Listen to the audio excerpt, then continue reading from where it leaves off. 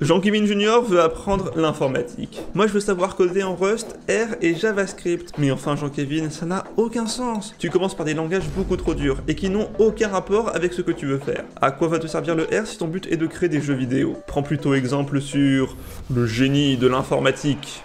Le génie de l'informatique sait qu'il n'a pas le temps de bien apprendre tous les langages du monde. Il a donc regardé cette tier list jusqu'à la fin. De cette façon, il a pu se focaliser sur à la fois les langages utiles de manière générale, ainsi que ceux utiles à ses objectifs personnels. Quand j'apprenais l'info, un des trucs qui me faisait le plus peur, c'était le nombre gigantesque de langages qui existaient. Des fois, quand je discutais un peu avec des infoteux, ça parlait beaucoup de langages que je connaissais pas du tout, genre Haskell, Rust, etc. Et moi, je me sentais un peu honteux, tu vois, de pas les connaître. Je me disais que c'était ma faute et que j'avais plein de retard finalement. Alors qu'en vrai, pas du tout. En fait, en un temps limité, tu peux apprendre qu'un nombre de langages aussi très limité. Ça paraît logique, tu vois. Donc le but de cette vidéo tier list, c'est justement de te donner une idée de quel langage apprendre donc en fonction de tes objectifs. Donc c'est pas juste le placement dans la tier list qui est important, mais surtout ce qui est dit autour. Alors juste petit disclaimer, mais du coup moi non plus je connais pas tous ces langages. Il y en a que je connais très bien, d'autres un peu moins, et certains auxquels j'ai vraiment jamais touché. Donc sur ces derniers, j'ai fait pas mal de recherches pour essayer d'avoir l'avis le plus objectif possible, mais évidemment je pourrais pas être autant bavard sur eux que sur ceux sur lesquels j'ai passé des milliers d'heures. Et c'est possible qu'il y ait du coup des langages que je mets trop bas par rapport à leur vraie valeur, parce que je sous-estime leur utilité, donc n'hésitez pas à me le dire en commentaire. Comment va s'organiser notre tier list? Et déjà, tout en haut, on va avoir GoToUltime. Donc là, c'est des langages que je recommande à tout le monde d'apprendre, et de vraiment bien maîtriser, parce que la somme de leur utilité totale, donc on pourrait dire, fait que tout programmeur en aura besoin à un moment dans sa vie. En dessous, on va avoir Incroyable. Donc ça, c'est des langages que je recommande aussi d'apprendre, parce que, encore une fois, leur utilité totale est élevée, mais peut-être pas forcément tous les apprendre, ou pas autant en profondeur, disons. Ça peut aussi être des langages qui vont moins te former, qui vont t'apprendre moins de choses, mais qui reste quand même très cool à apprendre. Après, on a utile, donc ici c'est des langages qui sont utiles dans un certain domaine, mais un domaine plus niche que ceux dans Incroyable ou dans GoToUltime. Donc si vous êtes intéressé par ce domaine, apprenez-le, mais sinon c'est pas forcément la peine. Encore en dessous, on peut s'en passer. Donc en gros là l'utilité totale est pas très élevée, ou alors il y a d'autres langages qui couvrent au moins les mêmes usages, mais qui sont juste mieux ou plus populaires. Puis après, on a pour les passionnés, donc apprenez-les seulement si vous êtes un fou du domaine, et enfin PTDRTKey, où là juste je recommande vraiment pas le langage pour quelque usage que ce soit. On peut y aller. Alors, la tier list commence peut-être direct avec une hot take en vrai, parce que là on a C. Alors, C, pour ceux qui savent pas, c'est un langage assez bas niveau, surtout au niveau de l'accès à la mémoire, donc il comporte beaucoup d'instructions qui ressemblent vraiment à ce que fait l'ordinateur dans la vraie vie, tu vois. Donc ça va peut-être vous étonner, mais pour moi, c'est S tier, voilà, c'est donc GoToUltime. Pourquoi? Justement parce que apprendre C, ça va t'apprendre énormément sur comment fonctionne vraiment un ordinateur. Voilà, typiquement la gestion de la mémoire, les pointeurs, tout ça. Et en plus, une bonne partie des langages de programmation ont une syntaxe basée sur C. Comme par exemple, évidemment, C++ et C#, mais aussi Java, JavaScript, etc. Donc je recommande à tout le monde de faire un peu de C, pas forcément parce que c'est super utile le C, même si en vrai ça va, mais surtout parce que ça va t'apprendre énormément de choses. Tiens, quand on parle du loup, justement, C++. Alors C++, je mettrais pas ça dans GoToUltime, alors que de manière un peu contre-intuitive, c'est y est. Parce qu'en fait, C++, c'est C en beaucoup mieux, mais surtout en beaucoup plus compliqué. Genre, je pense que c'est peut-être le langage le plus compliqué de tous ceux qui sont ici, ou au moins un des plus compliqués à vraiment bien maîtriser. Voilà, je ne considère pas que je maîtrise C++, j'ai même des profs à l'ENS en plus, donc vraiment pas des peintres, qui me disaient qu'ils ne considéraient pas qu'ils maîtrisaient entièrement C++, alors que ça fait 20 ans qu'ils l'utilisent, tu vois. Après, ça reste un langage très polyvalent, utilisé dans pas mal d'endroits où les performances sont très importantes. Donc par exemple, une large partie des librairies de calcul IA Python est écrite en C++, pas mal de logiciels pro, genre le logiciel sur lequel cette vidéo est montée, DaVinci Resolve, est a priori écrit en C++. Pour le game dev aussi, si vous voulez développer avec Unreal Engine, va falloir connaître le C++. Donc c'est clair que ça va au moins en Incroyable, et je pense que ce sera sûrement le langage en Incroyable le plus proche de GoToUltime. C#. Alors, C#, c'est un peu une version un peu plus gentille de C++, je dirais, mais un peu moins performante pour certaines tâches. Alors, le fait que ce soit justement moins performant, ça fait que c'est pas vraiment utilisé dans tout ce qui est librairie de calcul, mais ça reste quand même vraiment complet et très utilisé dans l'industrie, que ce soit dans les applis de bureau, dans le back-end, donc le back-end c'est l'ensemble des codes qui tournent sur un serveur, ou surtout le développement de jeux avec Unity notamment. Donc je sais que ça peut intéresser beaucoup de gens, et donc ça va clairement au moins dans Incroyable. Oula, assembleur. Alors, assembleur, ouais, non. Pour ceux qui ne savent pas, l'assembleur c'est le langage directement lu par ordinateur. Alors en soi pas vraiment, il y a encore des trucs plus proches, mais disons que c'est le langage lisible par l'humain, le plus proche du langage machine, directement lu par l'ordinateur. Alors ça a des avantages, c'est sûr que ça va vous apprendre pas mal sur les ordinateurs, mais je peux pas vraiment vous recommander d'en faire plus de 30 minutes, un peu pour le fun entre guillemets, voilà. Donc ouais, ben je le mets pour les passionnés, voilà, mais soyez vraiment très passionnés si vous voulez faire de l'assembleur, quoi. Après on a quoi? On a le bash. Ah ouais, le bash. Le bash c'est le langage de la console.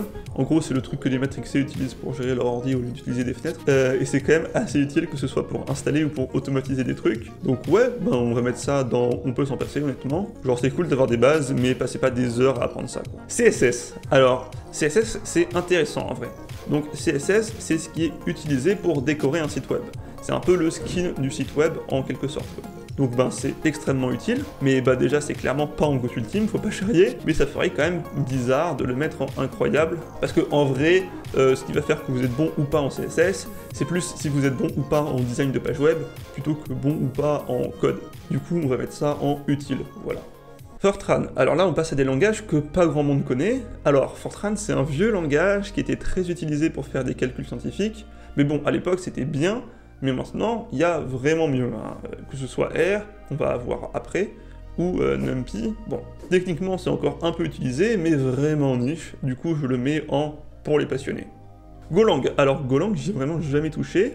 Je sais que c'est utilisé surtout pour le back-end et pour le développement de certaines applis. Genre je crois que Twitch ou Uber typiquement c'est en bonne partie codé en Golang. Je sais que son gros argument c'est son principe de GoRoutine qui permet facilement de lancer des tâches en parallèle. Donc honnêtement on va le mettre en utile, genre ça fait bien ce que ça fait, mais c'est pas non plus le langage le plus polyvalent du monde. Haskell. Ah ouais, Haskell. Alors je sens que je vais me faire insulter en commentaire par certains. Mais pour moi vraiment Haskell ça va pas très haut, hein. Alors Haskell c'est un langage purement fonctionnel, donc qu'est-ce qu'un langage fonctionnel? Déjà, sachez une chose, c'est que quand on cherche langage fonctionnel dans Google, la première chose qui vient, c'est langage fonctionnel autisme. Donc ça vous donne une idée. Non, en vrai, ça n'a aucun rapport, mais je trouvais ça marrant. Bon, ce serait un peu compliqué d'expliquer exactement ce que c'est la programmation fonctionnelle, mais dites-vous juste que ça fait partie des langages qui vraiment ne ressemblent pas aux langages normaux, qu'on appelle les langages impératifs, et donc qui ont fait leur propre truc à côté. Et par exemple, dans les langages fonctionnels, il n'y a pas d'affectation typiquement. Genre, tu sais, le truc où tu dis juste i égale 2. Genre voilà, ça c'est pas possible. De manière générale, il y a d'un côté les langages impératifs, et le reste, c'est de la dégénérescence mentale. En vrai, j'hésiterais à le mettre en pour les passionnés ou PTDRTKey, mais juste pour farmer les commentaires, on va le mettre en PTDRTKey. Ah, bah, HTML5. On retourne sur des langages pour personnes mentalement saines d'esprit, c'est bien. Alors, HTML5, c'est le langage qui permet de structurer des pages web. C'est un peu le squelette d'une page web, en fait, dans une métaphore qui a sûrement été faite plus de fois que le body count total de mes abonnés. Donc bah je crois pas trop m'avancer en disant que c'est totalement indispensable, hein. Après comme le CSS, on va pas non plus le mettre en GoToUltime, mais comme il y a quand même plus de trucs techniques en HTML qu'en CSS, bah on va le mettre en incroyable, hein, je pense. Oh, alors... JavaScript. Là aussi je vais pas forcément me faire des amis, mais plutôt dans l'autre sens. Ouais, ben JavaScript c'est encore une fois extrêmement utile parce que c'est le seul truc qui te permet de faire des choses vraiment avancées sur une page web, côté client en tout cas. Alors après, est-ce que JavaScript va dans GoToUltime? Parce qu'il a quand même pas mal de problèmes. Genre, vous pouvez chercher sur internet, mais JavaScript, il y a vraiment des grosses dingueries. Mais en vrai, tant que tu les cherches pas trop, normalement ça va. Et en vrai, le fait que ce soit extrêmement utile, plus qu'il y ait pas mal de librairies très complètes, genre React, Angular, etc., plus le fait qu'il faut bien que je mette des hot takes dans ma vidéo, donc en vrai, ça fait que pour moi, ça va en GoToUltime. Java. Bah après JavaScript, c'est bien. Donc Java, ça a été pensé comme une version plus facile mais moins performante de C++.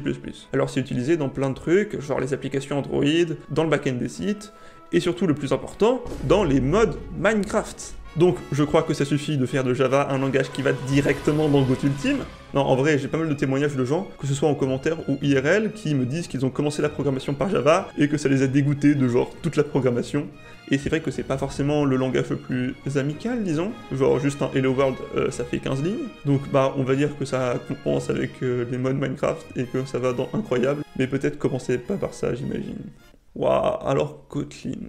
Alors Kotlin, c'est utilisé, je crois, quasiment exclusivement, pour faire du développement sur Android. Il y a aussi du multiplateforme qui est possible, mais c'est surtout utilisé pour Android, et je crois que c'est pas mal adapté pour ça. Donc bah c'est un peu la définition d'un langage utile, genre si vous voulez faire du dev Android, apprenez-le, sinon apprenez-le pas. Voilà, j'ai pas l'impression de servir à grand chose avec ce genre de conseils, mais bon, voilà, c'est ce que je pense. Alors, ce logo ici c'est LaTeX, même si c'est pas celui qu'on utilise le plus souvent, d'habitude c'est juste le truc avec les lettres là. Ben LaTeX en termes d'utilité c'est juste GOAT, hein. Genre littéralement si vous voulez publier le moindre article de recherche ce sera forcément en LaTeX. Enfin vous pouvez utiliser Word, mais en tant qu'un fauteuil vous aurez quand même l'air d'un plouc quoi. En plus on peut vraiment faire pas mal de trucs en LaTeX, genre il y a plein de packages et tout, c'est super. Après, il n'est pas non plus sans concurrence. Genre, si vous l'utilisez que pour votre usage personnel, donc notes de cours ou feuilles de TD, si vous voulez donner des TD ou coll typiquement, ben là, vous pouvez choisir Typst, par exemple, ou Type, je sais pas comment ça se prononce. Mais encore une fois, il y a pas mal d'endroits, typiquement la recherche en maths ou info, où la seule chose autorisée, c'est LaTeX ou la honte sur 10 générations. Donc choisissez LaTeX. Voilà, donc il y a pas mal de chances que vous n'ayez pas d'autre choix que de faire du LaTeX à un moment dans votre vie. Et donc pour cette raison, on va le mettre en incroyable. Lisp, bah Lisp c'est un langage à la pointe, vraiment incroyable pour faire de l'IA nouvelle génération et vraiment développer des programmes qui vont révolutionner le monde. C'est sûrement ce que j'aurais dit si on était en 1972, mais en Big 2025 ça va en PTDRTK. L'UA, bah l'UA honnêtement c'est bien. C'est surtout utilisé pour les jeux vidéo, genre Garry's Mod ou Roblox, et en vrai ça fait son taf, ça va dans utile quoi. Peut-être que si j'aimais autant Garry's Mod que j'aime Minecraft, ça irait en incroyable, mais c'est pas le cas, donc ça reste en utile à contempler la supériorité de Java. MATLAB. Alors, MATLAB, c'est un langage payant pour faire des calculs scientifiques. Alors, je vais vous poser une question, mais pourquoi utiliser MATLAB qui est payant quand NumPy existe et te donne en plus accès directement à toutes les librairies Python? Donc bon, je mets pas ça en PTDRTK parce que je sais que c'est toujours pas mal utilisé en entreprise, mais bon, ça va pour les passionnés, hein, ou si votre job l'utilise, mais bon, c'est tous les langages vont là-dedans. SQL, enfin MySQL pour être précis, mais on va noter SQL en général, ici, le système de gestion de base de données le plus utilisé au monde. Ouais, ben SQL c'est vraiment incroyable. Donc je sais que la façon dont c'est enseigné peut des fois dégoûter des gens, notamment en prépa MP où c'était vraiment très mal enseigné. Genre on a vachement l'impression de se faire chier pour rien, parce que rien de pourquoi SQL fonctionne comme il le fait n'est expliqué, alors qu'il y a de vraies raisons derrière. Oui bonjour, c'est le mois du montage. Je tenais juste à dire que je n'accuse ni les gens qui font les programmes, ni les profs pour tout ce que j'ai dit, l'enseignement du MySQL, parce qu'honnêtement je pense vraiment qu'ils font ce qu'ils peuvent avec 2 heures de cours par semaine. Mais ouais, c'est vraiment incroyable, et bah ça va dans incroyable du coup. Perl, ben Perl c'est un peu comme Lisp, hein. C'était bien avant, mais maintenant il y a juste PHP qu'on verra après, et qui fait la même chose en mieux. Du coup ça va en PTDRTK. Ok, bah du coup justement, juste après, c'est bien fait. L'ordre alphabétique a été bien pensé. PHP. Alors comme Perl, PHP c'est utilisé côté serveur pour générer du contenu HTML, JPG, PDF, etc. Pour après le transmettre au navigateur du client qui puisse l'afficher. Donc c'est assez utile quand on veut faire des sites web bien, même si on lui reproche pas mal de trucs côté sécurité je crois. Même si j'avoue je serais incapable de donner un avis là-dessus, pour être honnête. Mais ouais du coup utile c'est bien. PowerShell, bah, on a déjà mis le bash, même si ça marche assez différemment, dans l'idée ça a un peu les mêmes fonctions, et donc je le mettrai un peu au même endroit, donc on peut s'en passer. Mais, on va utiliser cette icône pour quelque chose dont j'ai envie de parler. Quelque chose dont il faut que je me libère, il faut que je libère ma haine. OCaml. Alors pour ceux qui ne savent pas, OCaml c'est un langage avec lequel on nous bassine pas mal, que ce soit en prépa ou même après en école. Et la seule raison de pourquoi est-ce qu'on nous bassine autant avec, c'est parce qu'il est français. C'est cool. Mais, malheureusement, même si c'est français, il faut dénoncer l'immense fraude qu'est OCaml. Genre ce langage est tout pourri, mais vraiment à chier quoi, c'est vraiment une honte. Déjà, il tourne que sur Linux, enfin techniquement ça fait 10 ans qu'on annonce la venue du Messie qui arrivera à le faire tourner sur Windows, mais il est sûrement toujours pané, comme un poisson. Mais en plus, les packages à installer, c'est une horreur. Ils ont leur propre installeur de package, comme Pip pour Python, qui s'appelle Opam, et qui est le pire gestionnaire de package. En plus, à débugger, c'est horrible, parce que c'est un langage fortement typé, donc comme C typiquement, sauf que contrairement à C, tu déclares pas tes types, mais ils sont déduits directement par le programme. Genre c'est écrit let x égale 2, du coup il note que x c'est un entier, donc sur le papier, ça a l'air pas trop mal, même si, bon, pourquoi se faire chier autant? Je sais que c'est un entier, genre laisse-moi le dire, hein. Plus de faire non, je sais, c'est bon, tu ne le dis pas, j'ai compris, j'ai deviné, machin. Ok, tu veux faire le malin. Mais le problème, c'est que t'imagines t'as un string, donc s, qui contient un nombre qu'a entré l'utilisateur. Et tu veux l'additionner à un entier. Mais t'oublies d'abord de le convertir en nombre, tu vois, ça arrive. Et ben ce que peut faire OCaml, et je vous promets que sur des gros projets ça arrive beaucoup trop souvent, c'est du coup décider que S partout, c'est un int. Et donc t'indiquer une erreur à tous les endroits où il est utilisé comme un string. Donc en gros, il t'indique une erreur précisément et uniquement à tous les endroits où il n'y a pas d'erreur. C'est quand même fou. Enfin, j'espère qu'il n'y a pas de gens qui ont travaillé sur OCaml qui m'écoutent, parce que je suis un peu méchant alors que là-dessus, ils ont 50 fois mon niveau. Mais bon, d'un autre côté, votre langage, vous l'avez appelé OCaml avec un O qui vient d'Objective-Caml, donc langage-objet, mais la partie langage-objet est tellement horrible et mal foutue que personne ne l'utilise, et vous rajoutez à ça le fait que c'est un langage fonctionnel, et que vous connaissez tout l'amour que je porte au langage fonctionnel, peut-être à cause d'OCaml d'ailleurs, et ben ça fait que ça va dans une nouvelle tiers, rien que pour lui, que je vais appeler étron nucléaire. Je pense que c'est honnêtement adapté à OCaml, à la haute opinion que j'ai d'OCaml.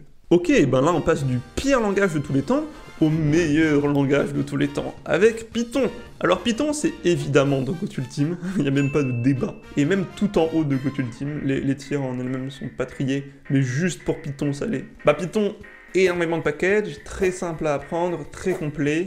Bon, son seul problème c'est qu'il est assez lent, mais en vrai, avec des packages, ça va. D'ailleurs, c'est de loin le langage le plus utilisé pour l'IA, et ça pose pas de problème de performance, parce que les calculs en eux-mêmes sont optimisés par les librairies. Et puis, c'est tellement rapide de coder en Python. Donc, genre, si vous voulez recoder un prototype d'un truc connu pour une vidéo YouTube, par exemple, vraiment optimal. Voilà, vraiment un exemple pris au hasard. Mais bon, voilà, sur la miniature, il sera sûrement en PTDRTKey ou je sais pas quoi pour finir du clic. Mais en vrai, c'est clairement dans GoToUltime.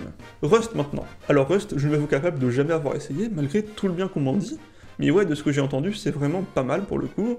Les performances sont quasiment aussi bonnes qu'en C++, et c'est censé être plus safe que C++ au niveau de la mémoire. Parce que c'est vrai que C++, si tu foires un peu, ton PC juste explose. Donc je le mets en utile parce que j'ai jamais essayé, et que j'ai pas envie de trop recommander un truc que je connais pas du tout, mais c'est assez probable que je le sous-estime pour le coup. R, bah R c'est typiquement en utile, voilà, si vous faites des choses genre la finance, je sais qu'en finance c'est essentiellement du R qui est utilisé, bah dans ce cas c'est vraiment bien. Ça sert pas qu'en finance évidemment, mais en finance c'est vraiment le standard absolu. Ruby, donc Ruby c'est un langage orienté objet, surtout connu pour Ruby on Rails, pour faire du développement web. J'ai jamais fait, mais de ce que j'ai compris, les gens lui préfèrent largement JavaScript avec le framework Node.js, Python ou même Golang, tu vois. Donc on peut s'en passer. Swift, utile essentiellement pour faire des programmes qui tournent sous les produits Apple, donc macOS, iOS, watchOS, etc. Donc encore une fois, c'est la définition d'utile. Apprenez-le si vous voulez vraiment faire du développement Apple, sinon c'est pas vraiment la peine. Et de manière anticlimatique, on finit par Visual Basic, qui est un langage vieillissant, complètement remplacé par à la fois Python et C#, donc on va le mettre gentiment en PTDRTKey. Ah, vraiment bien la fin de la vidéo là, super. La fin de la tier list, pardon, c'est pas fini la vidéo. Partez pas. Et oui, car avant de finir la vidéo, je tenais à vous présenter 2-3 langages en plus qui ne sont pas présents dans la tier list. Et vous allez rapidement comprendre pourquoi. Ouais, c'est l'épisode filler de Naruto là, je vous cache pas.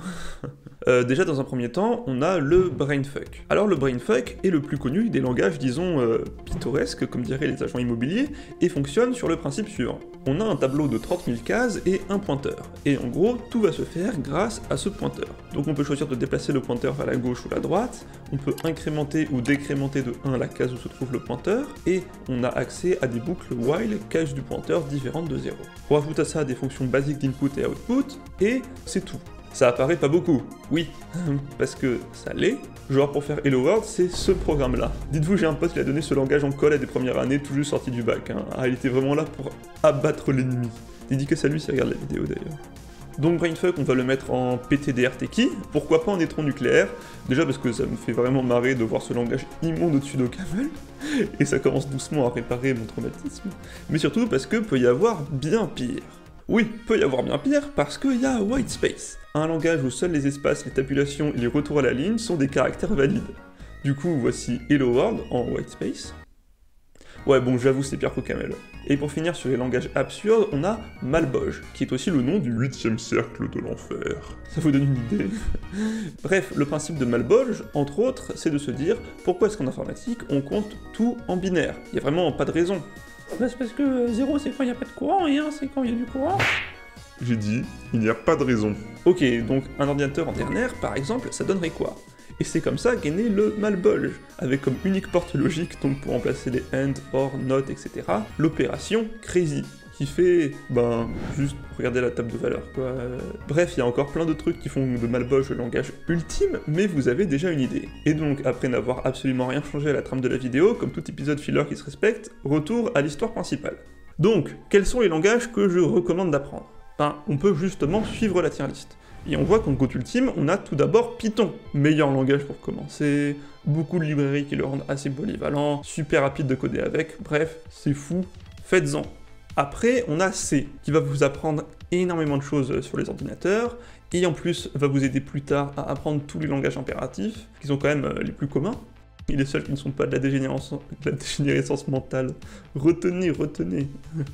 Et enfin, JavaScript, indispensable pour faire du développement web, mais quand même plus riche que HTML et CSS, surtout avec ces frameworks, donc faut mieux s'améliorer en JavaScript qu'en HTML ou CSS. Ensuite, on a les langages dans Incroyable, dont je vous recommande d'apprendre ceux qui vous intéressent au moins un peu, et enfin, ceux dans Utile, que je vous recommande d'apprendre si leur usage assez spécifique vous intéresse. Et tous ceux en dessous, les apprenez pas, sauf cas extrême. Genre, on menace de tuer toute votre famille si vous codez pas un trifusion au camel, ou un truc du genre. Honnêtement, je vois pas d'autres raisons valables de coder en OCaml. Mais, si vous voulez avoir une roadmap plus détaillée, de comment apprendre à coder de zéro, alors je ne peux que trop vous recommander ma vidéo sur comment j'apprendrais à coder si je devais recommencer, qui va tout vous expliquer. A plus!